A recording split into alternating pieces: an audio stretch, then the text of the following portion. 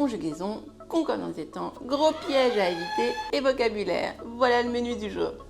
Ah, si j'étais un homme, je serais capitaine. Alors, tout de suite, tu n'as pas besoin d'être un homme pour être capitaine de ton navire, capitaine de ta vie ou de ta carrière. Alors, une chose que tu pourrais dire pour remplacer cette phrase hypothétique commençant par un si, et dont tu peux être sûr que tu sois un homme ou une femme, c'est la phrase suivante. Quand je maîtriserai l'anglais, j'accéderai à ce poste. Et cette phrase est riche d'enseignements. Nous allons étudier la concordance des temps avec quand et bien sûr le vocabulaire adéquat.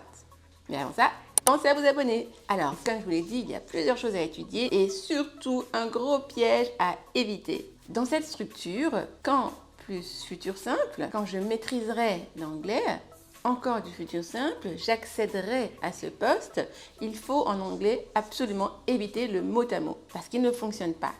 La structure quand plus futur qui nous donne futur, en anglais, c'est when plus present, présent simple, qui nous donnera ensuite, dans la seconde partie de phrase, du futur. Donc vraiment, c'est la règle de conjugaison, la concordance des temps à connaître. Je sais que ça peut sembler bizarre pour nous les francophones, mais en anglais, c'est comme ça. Maintenant que vous connaissez les temps à utiliser, quels sont les verbes à utiliser ?